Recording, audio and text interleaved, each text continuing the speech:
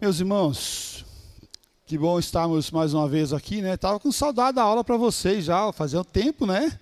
Que não tinha a oportunidade de estar com vocês, alguns compromissos como secretário executivo do nosso concílio, acabou me levando para outros lugares no domingo pela manhã.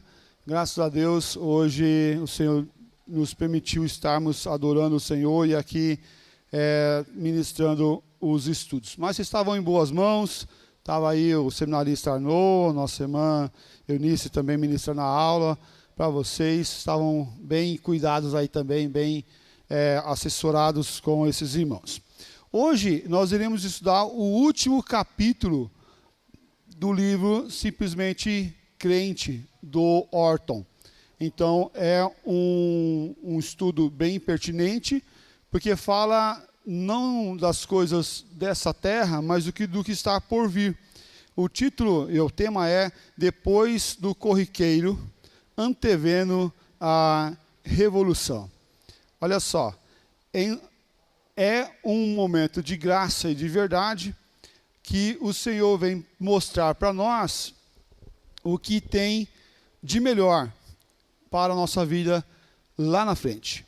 Então, a vida do cristão, ela não se resume a esse tempo. E ele dá como subtítulo a vida cristã na esperança da redenção final. O nosso objetivo e a nossa centralidade não está nessa terra. Nosso objetivo, nossa razão não está nessa terra. É interessante, né? Eu fui cortar cabelo semana passada para me deixar mais bonito um pouquinho, tentar ficar um pouco mais bonito, né? Para poder estar nas bodas. E aí eu estava lá e fizeram uma pergunta para mim. Sabendo que eu era pastor, né? Aí estava um colega do cabeleireiro estava me cortando, o Aquila estava cortando o cabelo, e aí o colega dele fez uma pergunta para mim. Falou assim: se você tivesse a oportunidade de viver, se Deus chegasse para você e falasse assim, eu vou te dar duas opções: viver nessa terra com muito recurso, com bastante dinheiro, ou ir para o céu agora, o que você ia querer? Eu falei: pai, não precisa nem pensar muito não. Eu não preciso nem pensar muito. Já está aqui, a resposta é agora. Essa aqui é a resposta, eu tenho a resposta para agora, para já, está aqui na ponta da língua. Rapaz, eu quero o céu. Eu quero o céu imediatamente. Se for para optar, para ter uma escolha, o céu é o que eu quero. Vindo de Deus, esse convite, você está de brincadeira, meu irmão. O céu é a nossa esperança. Mas e essa terra, os parentes, outras pessoas vão pregar para eles. Se Deus vai converter o coração deles, se eles forem do Senhor, eles vão ter outras pessoas para anunciar essa verdade de salvação. Se o meu Senhor está me chamando para junto dele, nós devemos ter essa clareza que é o melhor para nós. Então, quando nós olhamos para a nossa caminhada, nós não vivemos por essa terra. Nós não somos herdeiros dessa terra. Nós somos herdeiros do céu. E é interessante que quando o povo sai do Egito, ele sai de uma promessa de uma terra, que a princípio eles achavam e consideravam que seria uma terra aqui apenas. E isso foi ampliando para não uma Canaã terrena, mas para uma Canaã o quê? Espiritual, lá no céu. Uma promessa de uma morada aonde a traça não corrói, aonde o ferrugem não destrói e aonde ladrões não cavam e roubam. Por quê? Porque está seguro com o Senhor nosso Deus. Isso traz para nós uma viva esperança, isso traz para nós algo que enche o nosso coração, porque nessa terra, por mais que você possa ter dinheiro, você não compra paz. Por mais que você possa ter dinheiro, você não compra saúde. Por mais que você tenha dinheiro, você não compra companhia, amizade verdadeira. Por mais que você possa ter dinheiro, você não compra o bem-estar pleno. Sempre vai faltar um pouco. Uma vez perguntaram para um milionário, quanto de dinheiro é o suficiente? E aí ele falou assim, um pouco mais. Sempre é um pouco mais. Quanto eu tenho que trabalhar para mim ganhar o dinheiro? Sempre vai ter um pouco mais. Sempre vai ter uma necessidade lá na frente para os gananciosos. Mas para nós devemos estar com a nossa centralidade e o nosso pensamento claro no Senhor. O objetivo desse estudo nessa manhã é refletir sobre como a promessa da redenção final molda a nossa vida cotidiana, molda o nosso dia a dia. Como que essa promessa tem sido carregada por nós e moldado o nosso comportamento. Explorando a tensão entre o já, o reino de Deus iniciado por nós, e o ainda não. Você já ouviu falar desse já e o ainda não? Nós somos salvos por Deus, ok? Somos salvos. Salvação aconteceu. Mas a salvação já se concretizou na nossa vida? Não. Ele nos mantém salvo. Até que momento isso vai acontecer? Até o céu. Porque lá não vai ter mais condições de cair, de sair. Imagina só, se você pega, o Zé Carlos, você pega um porquinho, já de 1 ano, tira lá chamamos lá no Paraná de chiqueiro. Ok? Não sei se aqui é chiqueiro. Chiqueiro? Mangueirão. Tira do lugar dele lá, do meio da grama, da lama, tira, dá um banho nele, escova bem ele, dá aquele trato, passa aquele perfume, passa aquele creme no couro dele, escova o dente dele, faz a unha dele, dá uma escovada no couro, deixa o couro dele brilhoso, bonitinho, cheirosinho, você, tá cheirosinho e tal, aí tu solta ele no chão. Primeira poça de lama que ele vê, o que ele vai fazer? Ele vai vai entrar na lama automaticamente. Por quê? Porque faz parte da natureza dele. O que está correndo na veia dele é aquela natureza. Deus nos salva. E se não é Ele segurar a gente salvo, irmão, que seria? O que nós íamos fazer quando viesse a primeira lama? Tipo, igual a mesma coisa, do mesmo jeito. Nós somos salvos, mas estamos no processo de salvação. Não é plenamente salvo. Nós precisamos que Ele segure a gente nele, para que a gente não venha sair da salvação. Somos mais do que vencedores, não é isso que a Bíblia nos fala? Mas já vencemos todas as lutas?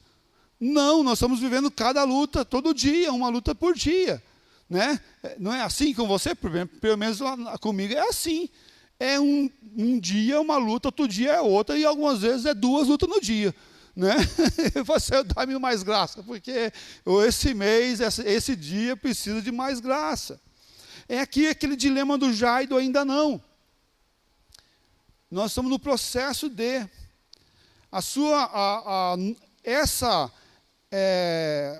o auge, o final disso, é a volta de Cristo, ou a nossa ida para com Ele. Então, essa tensão do já e do ainda do salvo, mas eu preciso que Ele me mantenha salvo. Mais do que vencedores, mas eu tenho que lutar todas as lutas, todos os dias. Mas eu sei que eu sou mais do que vencedor, porque o final já foi escrito e eu sei o roteiro. Mas eu preciso lutar todos os dias e almejar essa vitória todos os dias.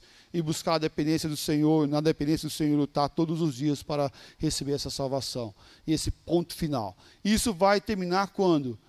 Vai se findar essa ação na minha vida, na sua vida, quando Cristo voltar.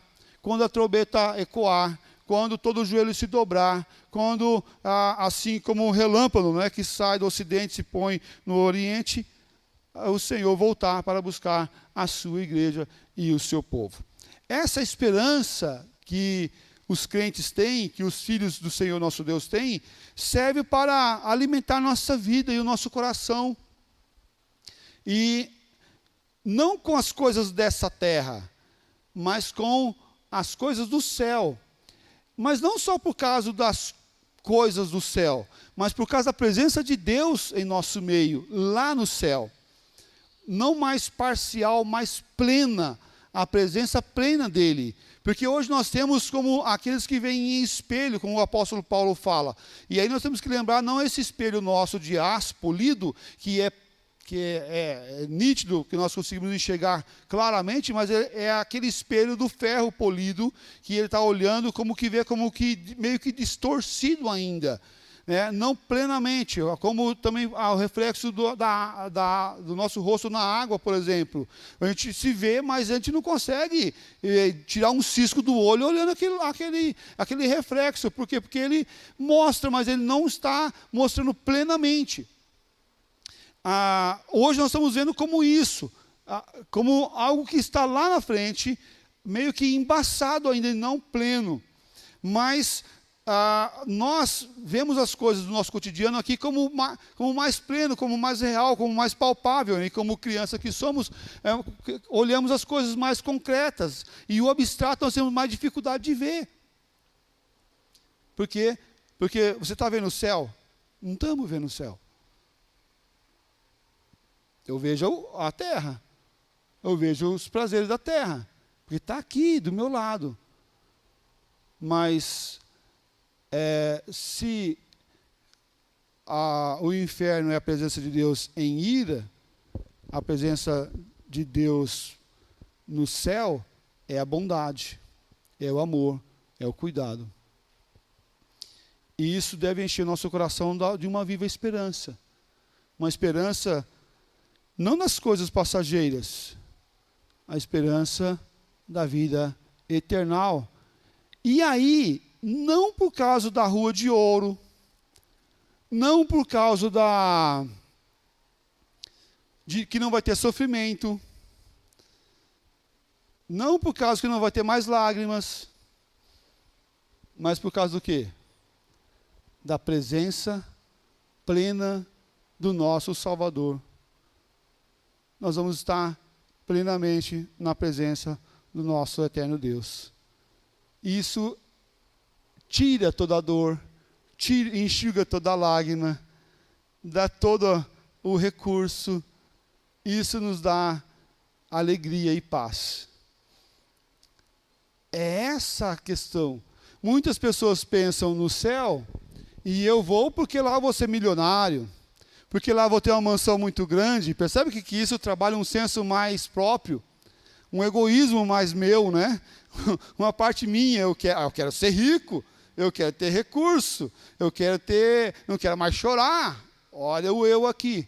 Eu quero, como criança eu quero. Mas o evangelho verdadeiro é estar na presença do nosso eterno Deus e Pai.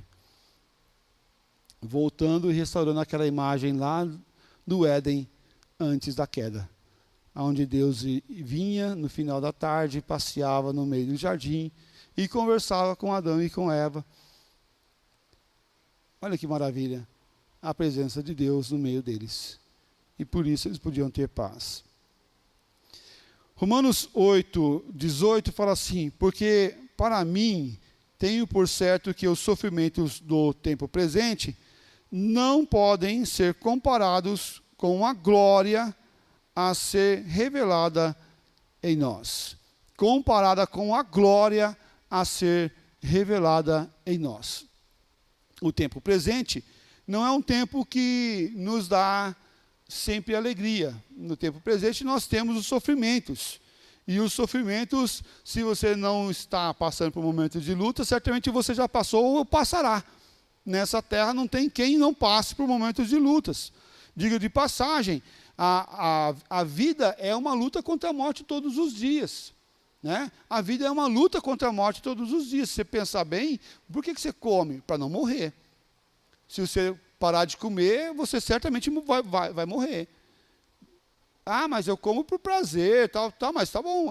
De forma secundária é prazer, mas de forma primária, e no instinto primário, é sobrevivência, é não morrer. Por que uma das coisas que a criança faz quando nasce, ao nascer, é já mamar?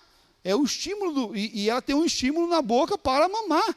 Né? Por quê? Porque mamar não é só prazer, é sobrevivência. Se ela não se alimentar, ela vai morrer. É simples, é algo muito matemático.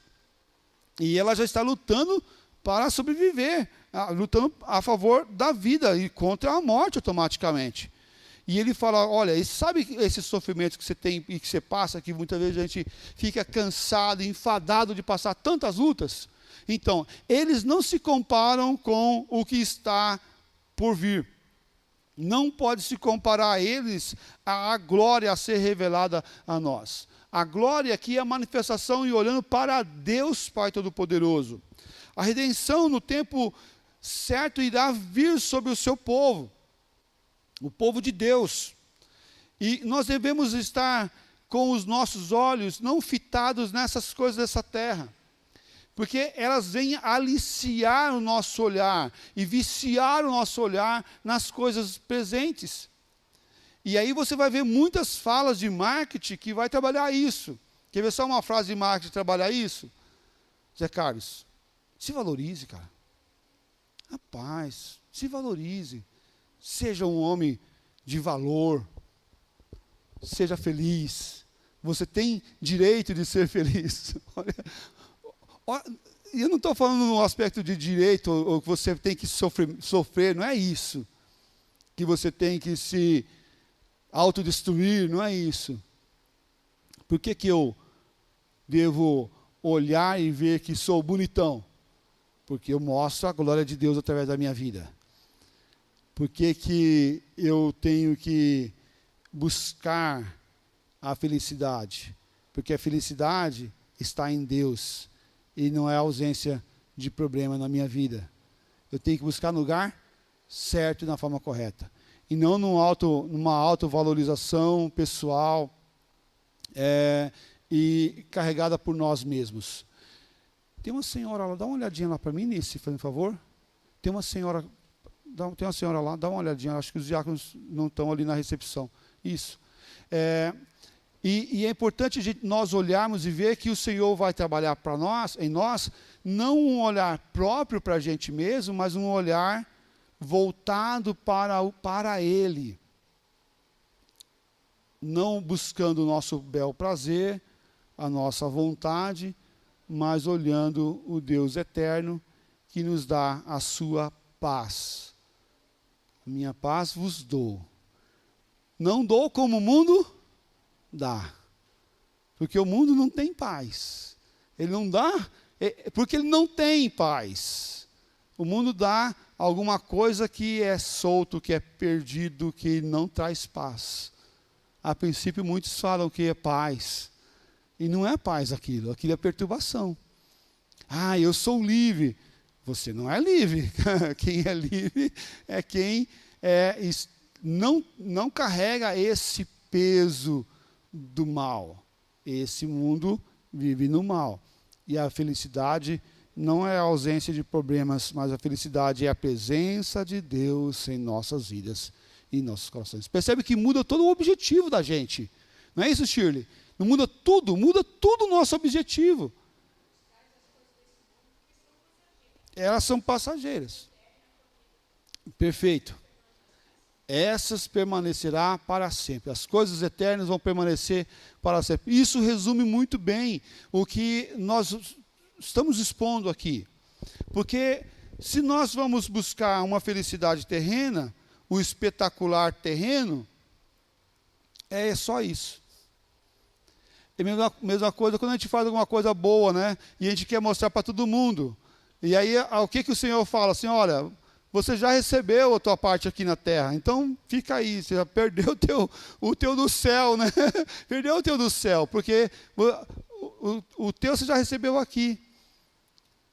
E aí ele fala assim, olha, o que a mão direita fizer, não deixe a esquerda saber, porque assim você terá lá no céu, que é muito melhor.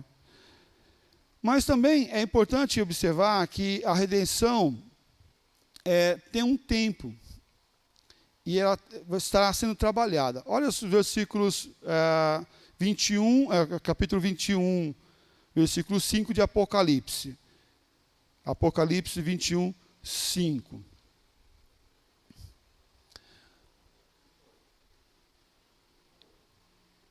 Apocalipse 21, 5. Isso. E ele fala assim, ó. E aquele que está sentado no trono disse: eis que faço nova todas as coisas. E acrescentou: escreve, porque essas palavras são fiéis e verdadeiras. Olha o que ele está trazendo de verdade para nossas vidas. Eis que faço novas o quê? Todas as coisas. Eis que faço nova todas as coisas. O evento final será o fim das coisas velhas desse mundo. Será o fim das coisas passageiras desse mundo. Vai ter um renascimento das coisas. O tempo será redimido, assim como toda a criação será redimida. O tempo não será mais para a nossa destruição, para o nosso mal, né? E aí eu já vejo que meus 47 hoje, já dói meu joelho, já tenho problema no esporão, já dói minhas costas. A gente fala lá em casa que no sofá não é a gente que ficou velho, é o sofá que ficou ruim, né? Porque a gente fica um pouco no sofá, já dói as costas, é o sofá que ficou ruim, né? Mas eu não quero trocar o sofá não, deixa ele lá ruim, porque quando ele está lá eu jogo a culpa nele, não em mim. Não, mas não é assim que acontece, a gente já começa a usar óculos. Por quê? Porque o nosso corpo está ficando cansado.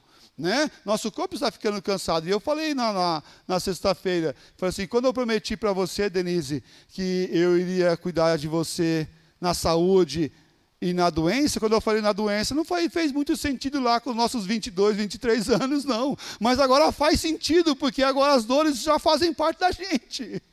As dores já fazem parte da gente. Ou é só comigo, quem está acima de 40 anos aí? Não, pelo contrário.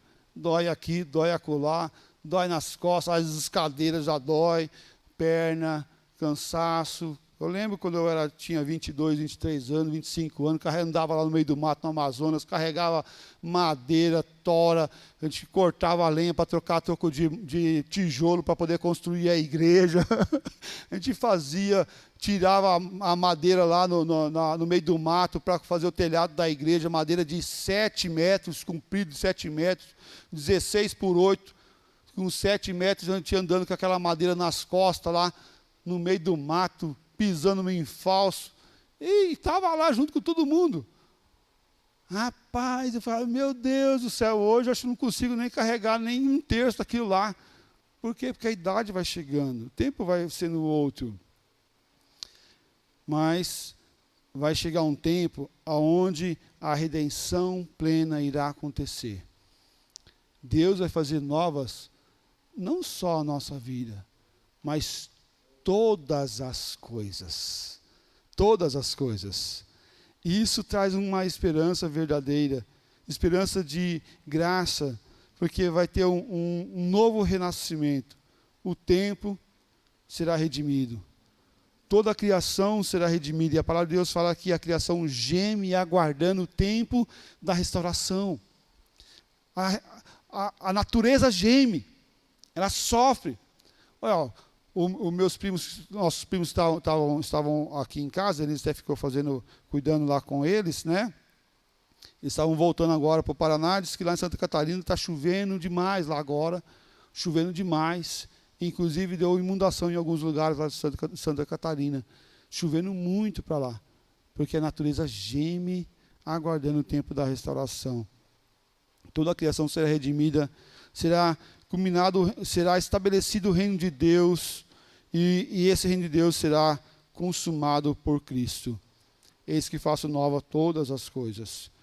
Mas também, quando nós olhamos essa promessa do dia final, da volta de Cristo, o Espírito Santo, como penhor da nossa herança, Olha só o que diz lá em Efésios 1:14. Efésios 1:14.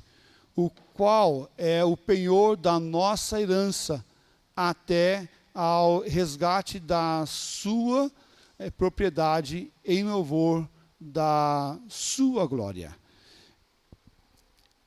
O Espírito Santo é o penhor da nossa redenção. Esse penhor da nossa redenção é aquele que segura. Pensa assim, você tem uma joia, um relógio que você ganhou do teu tataravô, um relógio muito caro, e você está precisando de dinheiro. Aqui no Brasil a gente tem pouco costume disso, mas tem alguns lugares que você pode ir lá e empenhorar o relógio. Quando você vai lá e fala assim, olha, eu preciso de um dinheiro e eu preciso, para pegar esse dinheiro, eu quero empenhorar esse relógio. Aí o cara vai olhar o relógio, ele dá uma olhada, verifica se é verdadeiro, pergunta se você tem a nota, se tem o certificado, fala, tenho tudo aqui, está tudo certinho ali, e aí ele fala assim, tá, ele olha o preço do mercado, custa 10 mil reais o relógio, uma suposição, tá, 10 mil reais o relógio, e ele fala assim, por esse relógio eu para empenhorar esse relógio, 3 mil eu te empenhoro esse relógio, passo 3 mil no relógio. O cara fala, tá bom, tu precisa de dinheiro, e você tem até a data tal para vir buscar o relógio. É um risco que você tem. Você tem 60 dias para vir buscar o relógio. Se você não vir buscar o relógio é dele. E aí, se você ir lá buscar o relógio, você vai pagar 3.500, 4.000 reais, uma suposição. Isso é empenhorar. Você vai lá e coloca aquilo por penhor para garantir que a pessoa não vai perder aquele dinheiro. E aí, olha, dentro dessa figura aqui, do penhor, ele fala assim, o qual é o penhor da nossa herança. De quem que ele está falando? Do Espírito Santo, que é o penhor da nossa herança. Ele foi dado por garantia da nossa salvação. Deus nos concedeu o Espírito Santo como garantia da redenção final. E isso que tem muito significado para a gente. É uma garantia. Esse Espírito Santo que habita em você não é só poder de Deus na sua vida, que já seria algo muito maravilhoso. Né? O Espírito Santo é dínamos, é poder, é de dinamite mesmo, de espalhar. Por isso que ele fala assim, olha, vocês ficam aí até a descida do Espírito Santo, depois vocês vão ser minha testemunha, tanto em Jerusalém, em Samaria, e até os confins da terra, porque esse dínamos, esse poder, ao descer sobre vós o Espírito Santo, vai espalhar vocês sobre a terra, e vai explodir assim, jogando vocês para longe. Não explodindo a gente, mas espalhando a gente. É que nem pólvora, que bate o pino lá, dá pressão e aquela pólvora empurra as esferas de metal para longe, pólvora de cartucheira, né? Que aquelas bolinhas para longe, vai espalhando para tudo quanto é canto, e batendo para tudo quanto é canto, e rebatendo para tudo quanto é lado. É isso que ele está dizendo para nós. Esse Espírito Santo é a nossa garantia que vai ter uma redenção final. Que vai chegar um dia onde os sofrimentos irão cessar, porque nós estaremos na presença do Senhor nosso Deus. E Ele opera em nós, através de nós, nos capacitando a viver a tensão do já e do ainda não. Daquilo que já foi inaugurado, daquilo que já se iniciou, mas não se concretizou. É a garantia de que quando nós já largamos nessa corrida, nós vamos conseguir chegar e cruzar a linha de chegada. E aqui não tem primeiro e não tem último, porque os últimos serão primeiros, os primeiros serão os últimos. Não tem primeiro e último. E a gente lembra a parábola da vinha. Quem chegou 7 horas para trabalhar, ganhou o mesmo salário de quem chegou meia hora antes de terminar o expediente. Por quê? Porque todos vão ter o mesmo pagamento. E isso aqui me faz questionar um pouco, sabe do quê? Do galardão, que muitos creem que é o tamanho da minha casa lá no céu. Eu não creio nisso, não. Ó, joga tijolinho no céu lá, carregando esse negócio aqui, levando uma água para o pastor, né, fazendo tal coisa, trabalhando de tal coisa. Você quer uma recompensa no céu, quer uma casa maior lá no céu, né, uma carteira mais cheia lá no céu. Irmão, isso aqui é coisa da terra, rapaz. Isso aqui é coisa dessa terra, lá no céu não vai ter isso. Eu não sei como que vai ser a recompensa das nossas atividades lá no céu, não sei. Mas eu sei que Deus tem coisa boa para nós lá. Isso é o que deve encher nosso coração. E fazer, não por querer ter mais lá. Muito chega para a gente que é pastor e fala assim, não, olha só, o sofrimento, né, é dessa terra, lá no céu vai ser melhor. E o Senhor que está trabalhando ainda na obra do Senhor, nossa, o teu galardão deve ser muito maior do que de todo mundo. Eu falei, rapaz, se eu cresci nisso, daí eu estava enrolado. Né? Porque não é por obras, mas é unicamente pela obra de Cristo. E isso é maravilhoso para a gente. Pronto. Separado do mundo para o serviço e a glória de Deus. E aí a gente não pode estar olhando as coisas dessa terra comparando com o céu. Porque nós estamos comparando com coisas corruptíveis, coisas que já estão deturpadas, que estão corrompidas, querendo olhar aquilo que é perfeito, aquilo que é lindo, é a presença do nosso Deus. Moisés viu o Senhor passar só por uma flechinha, né? Só por uma, né? E já ficou atemorizado, já ficou todo, já quase morreu, né? Porque os olhos dele viu meio que por flash, uma pequena fresta, a glória de Deus. Ficou todo apavorado, coitado. Imagina só, nós temos o Espírito Santo que é o penhor do nosso resgate. E aí nós viremos templo do Espírito Santo. Mas não só no processo de ele habitar em nós. Ele habitar em nós é uma garantia para nós que um dia o Senhor Jesus Cristo irá voltar. Senhor, glória a Deus. Isso aqui é maravilhoso, isso enche a nossa vida de viva esperança. Não de coisas pequenas, mas de coisas vivas. E testifica com ele, verdade, com certeza. A vida ordinária e o reino de Deus. Lembra que nós estamos tratando de ordinário, de coisas de ordem, tá? Não de algo vulgar, mas aquilo que é organizado, o normal, não o espetacular. Em todos os capítulos foi trabalhada a ideia de que não corra atrás daquilo que é vazio, que é só de espetáculo, que é só de filme, que é só de show. Não corra atrás daquilo que de holoforte. Não corra atrás daquilo que vai apenas brilhar, mas corra atrás daquilo que vai edificar, que vai construir. Realiza aquilo que constrói. Porque o que constrói é o tijolinho ali, ó. É tijolo e massa, e ferro. Tijolo, massa, ferro e pedra. É o que constrói. Eu quero construir outra torre Gêmeos, uma torre Eiffel. Lá nos Estados Unidos, lá na Coreia, nós vimos um prédio gigantão lá, eles chamam de 1, 2, 3, que é 123 andares. Até os 50 você sobe de forma gratuita. De 50 para lá, você tinha que pagar $50 para subir. Eu falei, não vou. $50 para subir, né? Só para subir o elevador lá para ir naquela plataforma lá em cima. Eu falei, não, $50 vale muito para mim lá no Brasil, não vou não. Né? Mas fui até o 50º. Que coisa mais linda olhar de lá. Eu falei assim, até fiquei olhando. Eu falei assim, olha, mas não vou pagar não, vou subir isso tudo aí não, gente. E rapidinho, já estava lá em cima. Falei, nossa, que coisa maravilhosa. Mas isso é coisa dos olhos.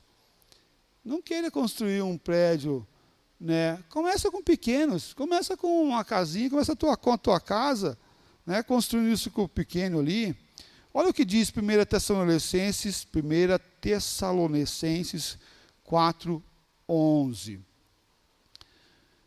Vou pedir que alguém leia para mim, por favor. Quem vai ler? Consegue chegar lá, Marcos? E a diligenciardes por viver tranquilamente, cuidar do que é vosso e trabalhar com as próprias mãos, como vos ordenamos.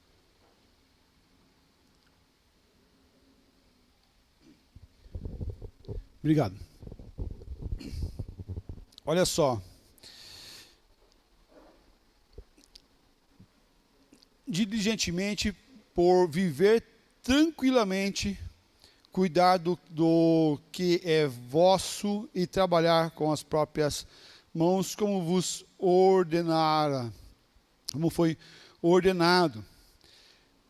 Enquanto nós estamos esperando esse dia chegar, essa redenção chegar, enquanto nós estamos esperando, né, com o fiador aqui, né, com o Espírito Santo em nossa vida, como que nós devemos esperar? Porque é muito bonito a gente olhar lá para o céu e ver, para o futuro, e ver o céu, e ver a morada celestial, ver essa promessa que está chegando, dia a dia, cada dia é um dia menos, né? Cada dia é um dia menos. Tá, mas como que nós vamos esperar? Esse aqui é um processo que nós devemos relembrar e viver. Nós podemos esperar de muitas maneiras, mas a ordem dada ao esperarmos, qual que é? É para trabalhar, viver tranquilamente, cuidar do vosso trabalho, cuidar do que é vosso e trabalhar com as próprias mãos, como vos ordenamos. É um processo de aguardar, mas não aguardar sentado, sem fazer nada. É um aguardar fazendo o quê? O ordinário, a ordem que foi dada. É como você fala assim, olha, vai chegar uma encomenda aqui, e eu não sei o horário, também não sei o dia. Mas enquanto chega a encomenda, você vai fazendo isso. A gente não dá essa ordem para os nossos filhos, por exemplo? Vai chegar tal coisa, você fica atento, porque quando interfonar aqui, você vai lá buscar. Mas, enquanto isso, você lava a louça, você varre a casa, você estende a roupa, você faz alguma coisa assim desse nível. Você já não recebeu uma ordem assim, quando você era criança, né? Todo mundo recebeu. Enquanto isso, você faz isso. E é isso que ele está falando aqui para a gente. Olha, enquanto você aguarda, enquanto estamos aguardando esse retorno de Cristo, nós devemos trabalhar nessa obra dele com fidelidade. Olhando aqui o trabalho que vem de Deus, que não é penoso, que não é algo que a gente não possa fazer, mas que é algo que a gente deve fazer, porque foi dada uma ordem para nós. Devemos fazer, não para nós, mas olhando a glória de Deus e dando a glória a Deus, em cada atividade do nosso cotidiano. Tem gente que fala assim, quando eu for diácono, aí eu vou fazer tal coisa. Quando eu for presbítero, aí eu faço tal coisa. Quando eu for pastor, aí eu faço tal obra. Quando eu for presidente, eu vou fazer tal coisa. Quando eu for presidente da sociedade interna, eu vou fazer tal coisa. Eu falei, por que você precisa ser para fazer? Muitas das coisas que você está falando aí, você pode fazer antes mesmo de ser. Você não precisa ter o cargo de pastor para você pregar o evangelho de Cristo Jesus. Todos podem pregar. Todo mundo pode fazer. E você não precisa ter o cargo, né, para fazer. Você pode fazer sem o cargo. E isso, muitas coisas a gente pode fazer e executar sem o cargo. A gente não precisa ser para fazer. Fala, Marcão.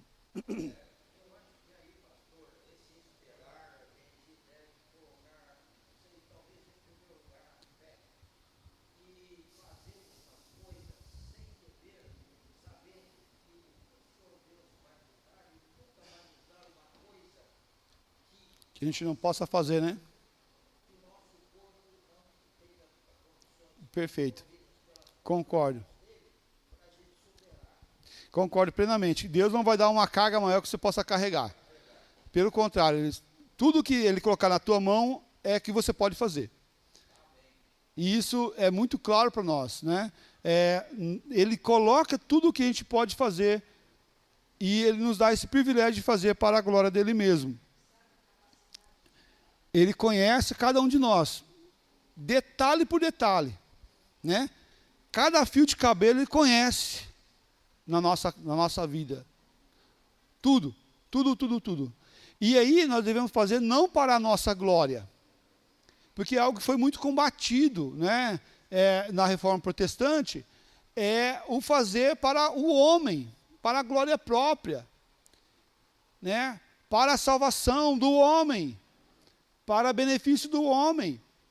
E isso já foi combatido no passado e deve ser combatido hoje, porque esses princípios, se a gente não voltar constantemente sobre eles, isso vai querer tomar o nosso coração. E ainda com um bom olhar, né? Eu vou fazer a sacolinha lá das crianças carentes. Porque, olha só, quando você fez, Jesus falou assim, quando você fez, deu água para quem tinha sede, quando você visitou na cadeia, quando você deu um pão, você fez para Deus. Então, fazer para os oprimidos é fazer para Deus. Então, eu vou fazer porque estou fazendo para Deus, cuidando para Deus, então eu vou ter uma recompensa muito maior. Aí você já ouviu falar assim, o que você der, Deus vai lhe retribuir 2, 3, 4, 10 vezes mais, porque Deus vai... por que você está dando? Porque você vai receber 10 vezes mais? Então isso é uma loteria, é uma jogatina, né? A mesma coisa que você está jogando lá no jogo do tigrinho lá, né? Por quê? Por que você joga no jogo do tigrinho? Para você receber 10 vezes mais.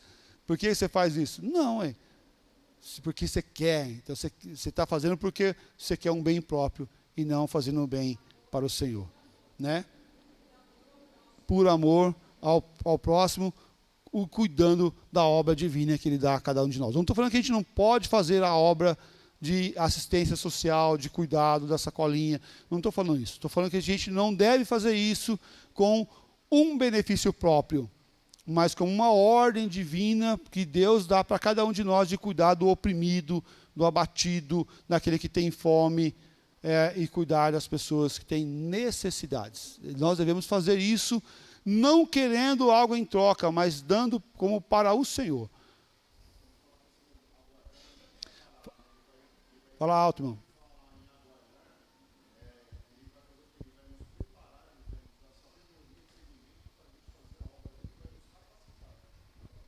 Perfeito.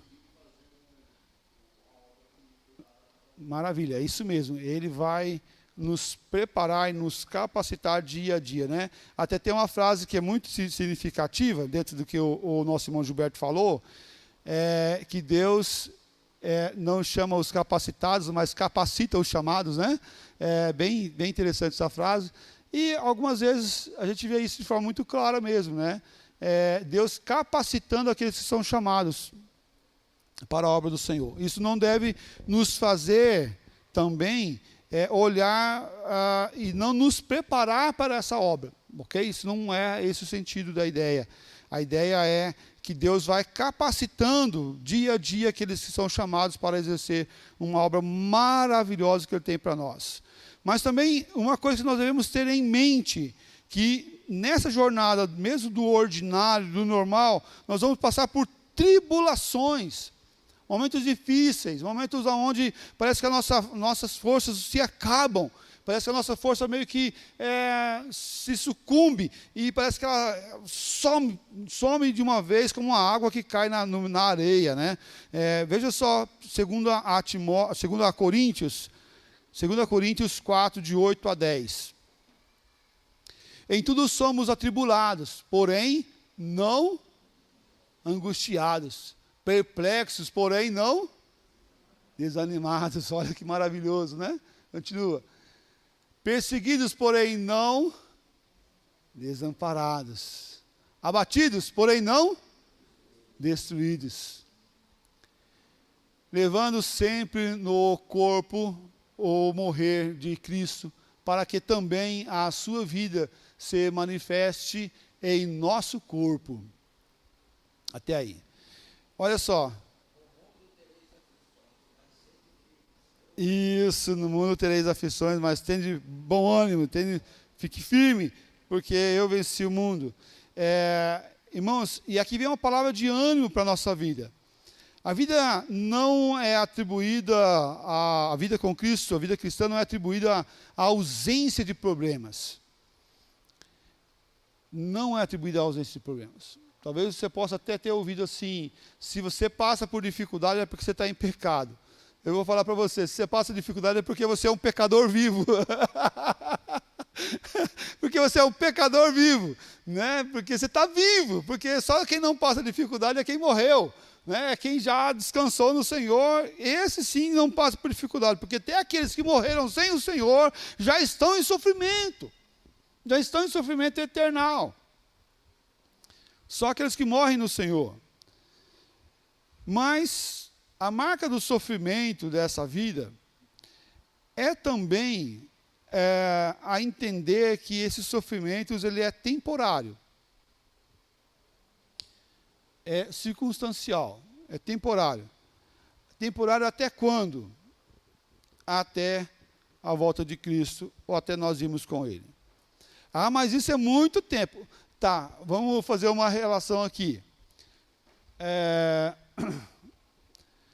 O homem mais velho do mundo, alguém tem alguma ideia de qual que é, quantos anos viveu nesses últimos séculos? Não, nesses últimos séculos.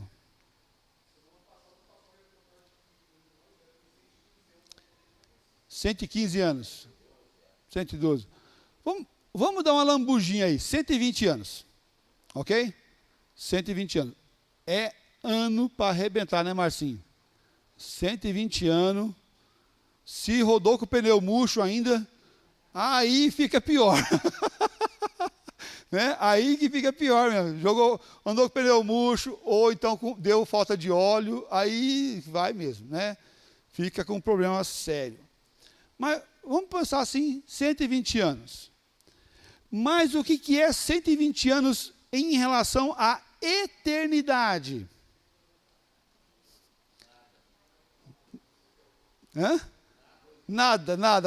É uma areia, é um grão de areia na praia. É nada. É um grãozinho de areia na praia, 120 anos em relação à eternidade. É imensurável. É passageiro ou não é? É muito passageiro. Porque nós estamos falando aqui de uma vida eternal, lá junto com Deus. Então, por mais que a gente ache que está demorando demais a volta de Cristo, os meus 47 anos não é nada incomparado com a eternidade, que nós vamos viver com o Senhor lá no céu. Isso. Perfeito. Para Deus, um ano é como 1000 e 1000 é como um dia. É isso mesmo. E quando nós olhamos para as lutas dessa nossa vida, nós devemos lembrar que elas são temporárias, elas são passageiras. Por isso ele fala, em tudo somos atribulados, porém não angustiados, perplexos, porém não desanimados, perseguidos, porém não abatidos, porém não destruídos. E aí ele fala assim, levando sempre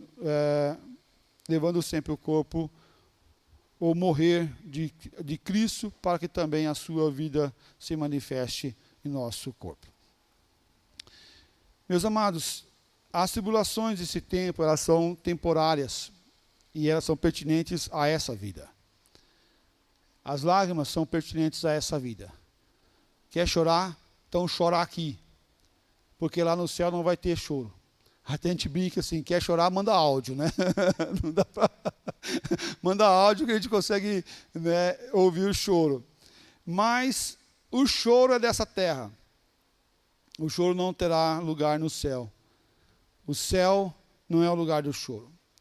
A vida do já e do ainda não no reino de Deus é vivida por aqueles que estão nesse tempo de batalha. É o que nós chamamos a igreja militante. A igreja militante somos nós, que nós estamos ainda em luta. Mas um dia nós seremos o quê? A igreja triunfante. A igreja que já recebeu, né, essa vitória, que já deixou do já e ainda não, mas para o já e já se concluiu. Vivemos no já, no reino inaugurado por Cristo, mas ainda aguardamos a sua consumação. Essa tensão molda a nossa visão de mundo, conduzindo-nos a viver em esperança e fidelidade ao Senhor nosso Deus. A esperança não está em mim, não está na igreja, não está no pai, na mãe. A esperança, a nossa esperança está no Senhor nosso Deus. Essa sim é a verdadeira esperança. E olha só, para nós fecharmos aqui, Romanos 8, 22 e 23. Fala assim, porque sabemos que toda a criação a um só tempo geme e suporta angústias até agora. E não somente ela, mas também nós, que temos as primícias do Espírito. Igualmente, gememos em nosso íntimo, aguardando a adoção de filhos, a redenção do nosso corpo. Aguardamos esse tempo, aonde nós iremos estar plenamente com o nosso Pai querido lá no céu. Então nós estamos nesse tempo de aguardar ainda. Isso, ou sim, já é na ressurreição, mas aqueles que descansam, e esse descanso não é apenas um descanso de sono, mas descanso já desfrutando das bênçãos, é o que a gente chama de não céu, porque a Bíblia fala que todos aqueles que vamos entrar juntos no céu. Mas também fala que todos aqueles que descansam no seio de Abraão, já num lugar onde já bênção do céu. E aquela figura onde o rico está vendo Lázaro lá no céu, ele está vendo Lázaro já em um lugar de paz. Não de inconsciência, mas de consciência, mas de lugar de paz. E é interessante também que aqueles que estão em sofrimento, já não vão para o céu, já estão em sofrimento e em consciência. Você vê que esse rico lá, ele lembra dos profetas, né? Ele lembra dos parentes que estão lá na terra, né? E todo o processo. Não é para aumentar a dor dele, não é para aumentar a dor dele, mas é para mostrar quem é Deus e o que ele fez, e o que ele continua fazendo. João 16, 33 fala assim, no mundo passais por aflições, mas tende bom ânimo, eu venci o mundo. João 16, 33. E nós devemos observar que essa convivência nesse mundo que nós passamos com dificuldades, com lutas, nós devemos olhar e ver que nós temos uma viva esperança.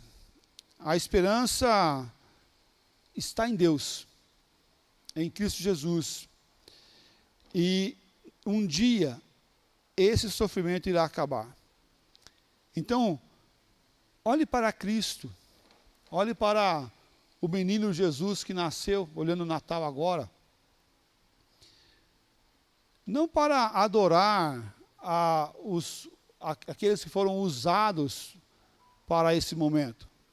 E digo de passagem, né, ressaltando aqui, nós temos a consciência clara que dezembro não foi a data mais provável do nascimento de Jesus, ok? Tudo bem com isso? Nós não temos a data correta, isso não se tem. Provavelmente foi lá em abril, mais ou menos abril, maio talvez. Mas a data mais provável seja abril. Por quê? Porque os pastores estavam no campo. E não poderia ser nesse momento de dezembro, porque o frio é muito intenso naquela região.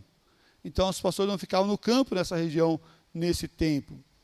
Então por isso que a tese mais provável seria abril. Então não vamos comemorar. Meu irmão, você acha que Deus está preocupado que dia que nós vamos comemorar? Ele só quer que a gente adore a Ele, né? E que pena que é só nesse período que muitos voltam para Ele, né? Para buscá-lo, né? Mas que a nossa fé deve ser que esse dia seja um marco para anunciar a verdade de salvação em quem é o verdadeiro Salvador. Não é o que carrega o saco nas costas, não. É aquele que derramou o seu precioso sangue para salvar. É aquele que veio não para trazer um presente passageiro, pequeno, que acaba e que se cair no chão quebra, mas é aquele que veio para trazer um presente eternal, que é a vida eterna. É aquele que não pagou com dinheiro, mas pagou com o seu precioso sangue para nos salvar. E nos dará salvação, e nos perdoar, e nos reconciliar com o nosso Pai querido. Essa verdade que tem que ficar no nosso coração. Essa verdade tem que ficar encravada em nossa vida. Isso aqui é o corriqueiro, né? Jesus tem que estar vivo todos os dias no nosso coração. Nasceu uma vez só, está lá, vivo em nosso coração. Maravilhoso, devemos celebrá-lo todos os dias em nossa vida, para a glória dele mesmo.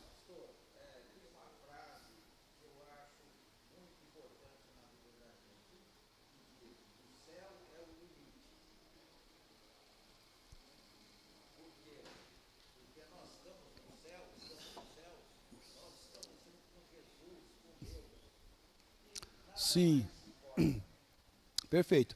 É certo que no corriqueiro, essa frase é usada no céu limite, é para mostrar as viagens, aquele processo todo de desafio que existe no céu. Mas para o crente, né, o céu talvez é o nosso objetivo, né? Essa seria até uma adaptação. O céu é o nosso objetivo, é a nossa centralidade. É o nosso caminho. É para onde nós vamos. E glórias ao nosso Deus. Vamos orar? Ó Pai, obrigado porque o Senhor nos chama a atenção para aquilo que é tão pequeno, mas tão significativo. É aquele menino que nasceu da Virgem Maria, que era criança que nasceu de uma família de trabalhadores, não eram ricos, não tinham recursos, não tinham honras, mas obrigado porque o nosso Salvador veio naquela estrebaria, onde os animais ali estavam, foi colocado numa simples manjedoura, foi anunciado pelos anjos, aos pastores, aos magos. E obrigado ao Pai porque esse Salvador também hoje é anunciado. Jesus é anunciado como o Salvador do mundo, a redenção dos homens. Obrigado ao Pai porque em Cristo nós somos salvos e somos mantidos salvos para a glória do Teu nome. Obrigado ao Pai porque de algo tão pequeno aparentemente, é tão poderoso e tão grande e tão eficaz que muda a nossa condição, a nossa forma, o nosso pensamento, a nossa razão, o nosso sentido. Obrigado, ó Pai, por tão grande transformação que vem dos céus às nossas vidas. Obrigado, ó Pai, pelo penhor da nossa salvação, que é o Espírito Santo que habita em nós, a garantia, o selo que foi pago, alto preço para nos salvar. Obrigado, ó Pai. Obrigado porque o Senhor é tão lindo, tão maravilhoso, tão cheio, vivo de esperança. Ó Deus, continue assim cuidando de nós. Não permita, Pai, que os nossos olhos venham desviar-se, venham se distrair com as coisas dessa terra, venham ser aliciados com as coisas dessa terra, mas que o nosso olhar possa estar firme, fixado, cativo no Senhor, que é o nosso Pai querido, que nos adotou como filhos, e nós temos o céu como a nossa herança. Obrigado, Pai. Nosso olhar possa estar firme no Senhor e na Tua presença, que nós teremos um dia plenamente. Aleluias, ó Pai, é o Teu nome. Obrigado por tão grande salvação, tão grande esperança, esperança viva. Enche o nosso coração com essa esperança constantemente. É o nosso pedido, a nossa oração, e em nome de Cristo Jesus nós oramos. Amém, Pai. Amém. Obrigado, meus amados. Deus abençoe a todos e que Ele venha encher nosso coração sempre com essa viva esperança, com essa alegria maravilhosa de que um dia nós estaremos com Ele, plenamente com Ele, e para a glória dEle e não para a nossa. Deus abençoe e um bom domingo, em nome de Jesus.